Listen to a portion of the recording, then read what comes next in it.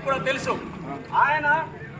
ఆయన స్ఫూర్తి పొందింది మహాత్మా జ్యోతిరావు పూలే గారు బీసీ కులాల్లో జన్మించి అనేక రచనలు గులాంగిరి అనేటువంటి రచనలు చేయడం జరిగింది. గులాంగిరి అనేటువంటి రచనలో మన భారతదేశం యొక్క పరిస్థితి, సాంప్రదాయాలు, బడుగుబలైన వర్గాలను ఏ విధంగా దౌర్జన్యాలకు గురి చేసుకునే సరఫరాలు విషయాలపైన అనేక పుస్తకాలు రాసినటువంటి మన జ్యోతిరావు పూలే ద్వారా స్ఫూర్తి అంబేద్కర్ డెవలప్ అయినారు.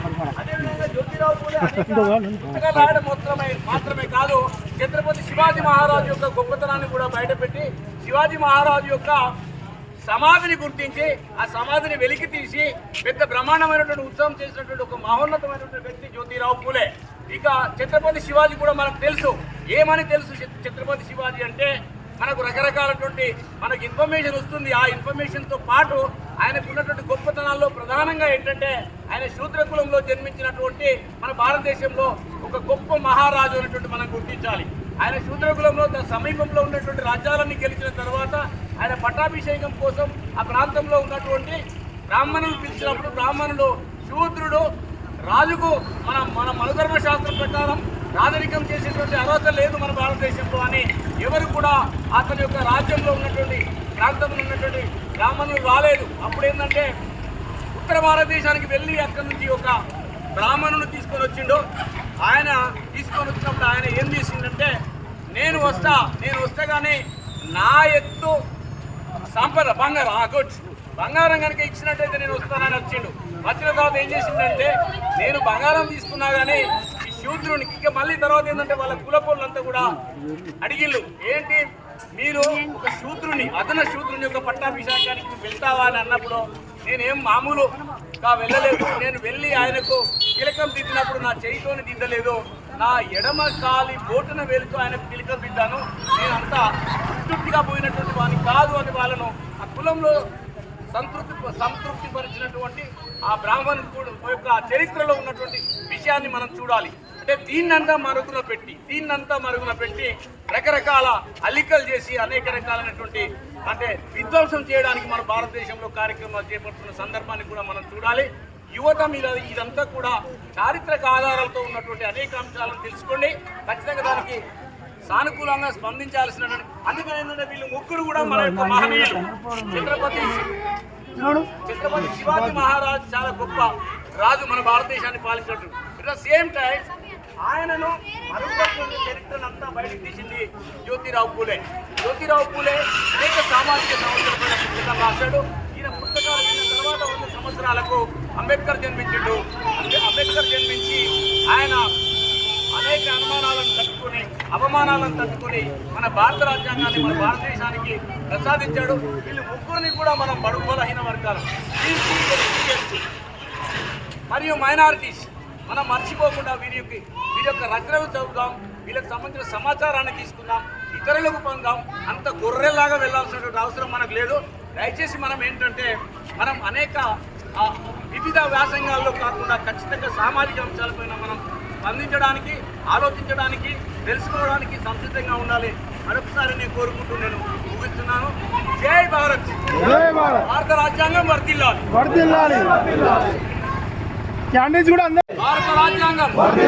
భారత రాజ్యాంగం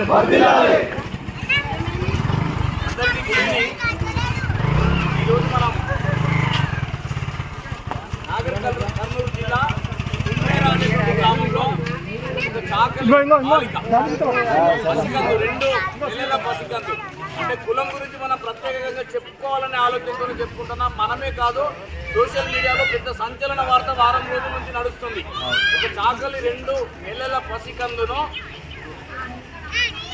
అగ్రకులాల వారు టెంపుల్లో, మల్లికార్జున స్వామి టెంపుల్లో కాలు తనడం వల్ల గాయపడి ఒక్కరోజు హాస్పిటల్లో జాయిన్ అయ్యి ఆ తర్వాత మరణించిన సందర్భాన్ని మనం ఖచ్చితంగా ఎలా జరిగినటువంటి విషయాన్ని తెలుసుకునే ప్రయత్నం చేద్దాం.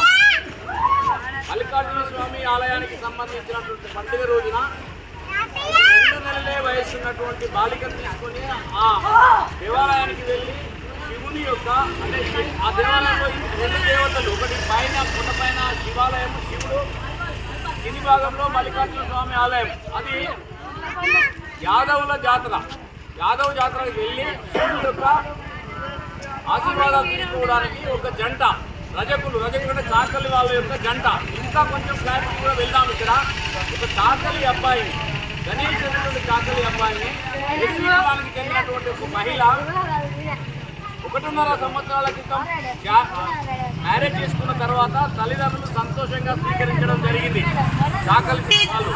దీని తర్వాత వాళ్ళు కాపురం చేసిన అనంతరము చిన్న పాప జన్మించింది. వాళ్ళకు జన్మించిన తర్వాత 2 నెలల వయసు ఉన్నటువంటి పాప జాతర సమయంలో శివుని యొక్క ఆశీర్వాదం తీసుకొని వెళ్ళడానికి కుటుంబ సమేతంగా వెళ్ళడం జరిగింది. లోపలికి వెళ్ళేటువంటి సందర్భంలో జాతరకు 100 రూపాయలు చెల్లించినట్లయితేనే దేవుని దర్శనం జరుగుతుందని అక్కడ ఉన్నటువంటి అగ్రకులాల వాళ్ళు అటకాయించడం జరిగింది. మేము 100 రూపాయలు ఇవ్వాలంటే మీరు మాకు ఒక టోకెన్ కానీ లేకుంటే టికెట్ కానీ ఇచ్చినట్టయితే ఇస్తామని చెప్పినారు. టికెట్లు జాంతానయ్యి మీరు డబ్బులు ఇస్తేనే పోవాలని వెంటనే గేటు మూసేసింది. గేటు మూసేసిన తర్వాత ఏమైందంటే అట్లెట్లా మూసేస్తారన్నప్పుడు విపరీతమైనటువంటి పరుష పదజాలంతో బూతులతో లేడీస్ను తిట్టడం జరిగింది. రజకులను అంటే చాకలి వాళ్ళను వాళ్ళ యొక్క కోడలను తిట్టినప్పుడు వచ్చి ఆమె యొక్క భర్తను చెప్పుకుంటే భర్త సోషల్ మీడియాలో పెట్టిండు. మా వాళ్ళను, మా రజకులను, మా చాకలి వాళ్ళను ఇంత పరుష పదజాలం చెప్పడానికి వీలైనటువంటి పరుష పదజాలంతో తిట్టినారు. మరి మేము కూడా అగ్రకులాల వాళ్ళని అట్లాగే తిట్టే మీరు ఒప్పుకుంటారా అని ఒకటి సోషల్ మీడియాలో గ్రామానికి సంబంధించినటువంటి వాట్సాప్లో మెసేజ్ పెట్టాడు. మెసేజ్ పెట్టే సందర్భాన్ని పురస్కరించుకొని అగ్రకులాల వారు వెళ్ళి వారిని ఈడ్చుకొని వచ్చి ఎవరో చాకలి అబ్బాయిని, గణేష్ అనేటువంటి అబ్బాయిని ఈడ్చుకొని వచ్చి అక్కడ ఉన్నటువంటి కొబ్బరికాయలు అమ్మేటువంటి హాల్లో వేసి విపరీతంగా కొట్టే సందర్భంలో తల్లి నా కొడుకు చచ్చిపోతాడు, నా కొడుకు దొర వదిలిపెట్టాలని బతిమిలాడుతూ ఉంటే, అంటే గణేష్ యొక్క తల్లి బతిలాడుతుంటే గణేష్ యొక్క భార్య దయచేసి నా బిడ్డ యొక్క ముఖం చూసైనా నా భర్తను వదిలిపెట్టాడని ఆ దొరల కాళ్ళ దగ్గర వేసినప్పుడు బలంగా దొరలు తన్నప్పుడు ఆ గద్దె మీద నుంచి కింద పడిన తర్వాత ఆ అమ్మాయిని తీసుకుని ఏడుస్తుంటే పాలు నోట్లో పెట్టి పాలు ఇస్తుంటే అమ్మాయికి పాలు లోపలికి వెళ్లకుండా బయటికి వెళ్తుంటే అప్పుడు ఆందోళన చెంది డాక్టర్ దగ్గరికి వెళ్ళడం జరిగింది. డాక్టరు 1 రోజు 2 రోజులు ట్రీట్మెంట్ ఇచ్చిన తర్వాత అమ్మాయి చనిపోవడం జరిగింది. ఈ సంఘటనను పోలీసు వాళ్ళు కూడా టేకప్ చేయకుండా ప్రచారం చేసినప్పుడు మన రాష్ట్రంలో ఉన్నటువంటి అనేక సంఘాలు, పౌర హక్కుల సంఘాలు, దళిత సంఘాలు, బీసీ సంఘాలన్నీ స్పందించి వెళ్ళి అక్కడ కేసు ఫైల్ చేసినటువంటి సందర్భం ఉంది. కానీ ఇంతవరకు కూడా ఒక్కరిని కూడా దాని కారణం కూడా అరెస్ట్ చేయలేదు. ఎందుకు అరెస్ట్ చేయలేదంటే ఈనమేషాలు లెక్క పెట్టుకుంటున్నారు. ఇది నాగర్ కర్నూలు జిల్లా అంటే పాత మహబూబ్ నగర్ జిల్లాలో ఉన్నటువంటి ఊరు కాబట్టి ఇదంతా మనం దీన్ని నిరసించడానికి ఈరోజు మంచి ప్రోగ్రాం ఆర్గనైజ్ చేసినటువంటి యువకులందరికీ ప్రత్యేకంగా నేను ధన్యవాదాలు తెలియజేస్తున్నాను. ఈ అవకాశం ఇచ్చినందుకు అందరికీ కూడా నేను చేస్తూ ఇలాంటి మంచి ప్రోగ్రాం చేసినందుకు మరొకసారి అభినందిస్తూ, మన దగ్గర ఉన్నటువంటి యూత్ ఒక ప్రత్యేకత ఉంది. అంటే సామాజిక సమస్యలు వచ్చినప్పుడు ఖచ్చితంగా స్పందించాలి, మన యొక్క స్పందనలు తెలియజేయాలి. ఏదో రొటీన్గా ఉండేటువంటి కార్యక్రమాలు చేయడం మాత్రమే కాదు, అప్డేట్ ఉండాలి, న్యూస్లో అప్డేట్ ఉండాలి. అంటే మెయిన్ స్ట్రీమ్ న్యూస్ను మనం చూడాలి. చాలా విలువైనటువంటి మంచి ఛానల్స్ కూడా ఉన్నవి, ఆ ఛానల్స్ కూడా చూడాలి.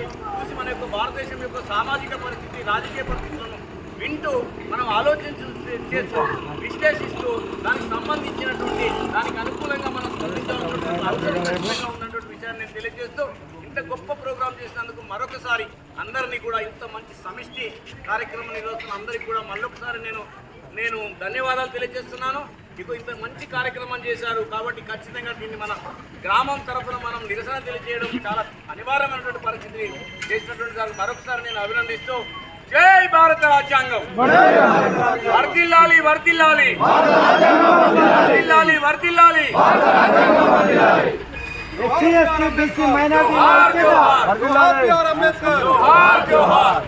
ఎస్సీ ఎస్టీ బీసీ మైనార్టీల ఐక్యత, బీసీ మైనార్టీల ఐక్యత, బహుజనుల ఐక్యత, బహుజనుల ఐక్యత.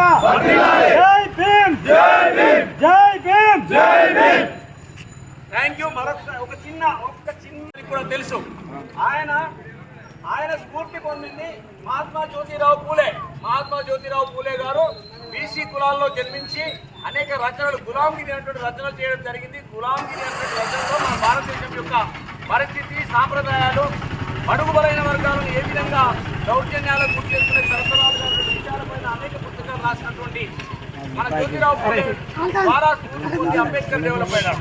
అదేవిధంగా జ్యోతిరావు పూలే అనేక పుస్తకాలు రాయడం మాత్రమే కాదు, ఛత్రపతి శివాజీ మహారాజు యొక్క గొప్పతనాన్ని కూడా బయటపెట్టి శివాజీ మహారాజు యొక్క సమాధిని గుర్తించి ఆ సమాధిని వెలికి తీసి పెద్ద బ్రహ్మాండమైనటువంటి ఉత్సవం చేసినటువంటి ఒక మహోన్నతమైనటువంటి వ్యక్తి జ్యోతిరావు పూలే. ఇక ఛత్రపతి శివాజీ కూడా మనకు తెలుసు. ఏమని తెలుసు ఛత్రపతి శివాజీ అంటే, మనకు రకరకాలటువంటి మనకు ఇన్ఫర్మేషన్ వస్తుంది. ఆ ఇన్ఫర్మేషన్తో పాటు ఆయనకు ఉన్నటువంటి గొప్పతనాల్లో ప్రధానంగా ఏంటంటే, ఆయన శూద్ర కులంలో జన్మించినటువంటి మన భారతదేశంలో ఒక గొప్ప మహారాజు అనేటువంటి మనం గుర్తించాలి.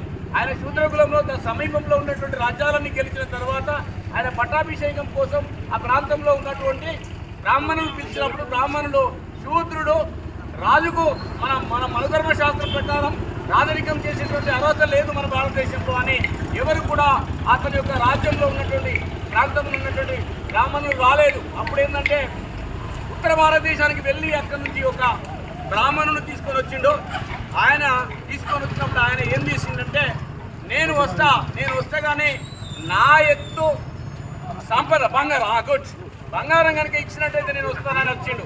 వచ్చిన తర్వాత ఏం చేసిందంటే, నేను బంగారం తీసుకున్నా కానీ ఈ శూద్రునికి ఇక మళ్ళీ తర్వాత ఏంటంటే వాళ్ళ కులపోళ్ళంతా కూడా అడిగిళ్ళు, ఏంటి మీరు ఒక శూద్రుని శూద్రుని యొక్క పట్టాభిషేకానికి వెళ్తావా అని అన్నప్పుడు, నేనేం మామూలుగా వెళ్ళలేదు. నేను వెళ్ళి ఆయనకు తిలకం దిద్దినప్పుడు నా చేయితోని దిద్దలేదు, నా ఎడమ కాలి బోటున వెళుతూ ఆయనకు తిలకం దిద్దాను. నేనంతా సంతృప్తిగా పోయినటువంటి వాడిని కాదు అని వాళ్ళను ఆ కులంలో సంతృప్తి పరిచినటువంటి ఆ బ్రాహ్మణుడు యొక్క చరిత్రలో ఉన్నటువంటి విషయాన్ని మనం చూడాలి. అంటే దీన్నంతా మరుగున పెట్టి రకరకాల అల్లికలు చేసి అనేక రకాలైనటువంటి అంటే విధ్వంసం చేయడానికి మన భారతదేశంలో కార్యక్రమాలు చేపడుతున్న సందర్భాన్ని కూడా మనం చూడాలి. యువత మీద ఇదంతా కూడా చారిత్రక ఆధారాలతో ఉన్నటువంటి అనేక అంశాలను తెలుసుకోండి.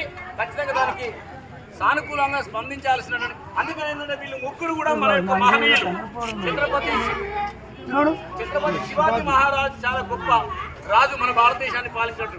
ఇట్ ద సేమ్ టైం ఆయనను మరుగుపరిచిన చరిత్రను అంతా బయటకు తీసింది జ్యోతిరావు పూలే. అనేక సామాజిక సమస్యలపైన పుస్తకాలు రాశాడు. ఈయన పుస్తకాలు విన్న తర్వాత 100 సంవత్సరాలకు అంబేద్కర్ జన్మించిండు.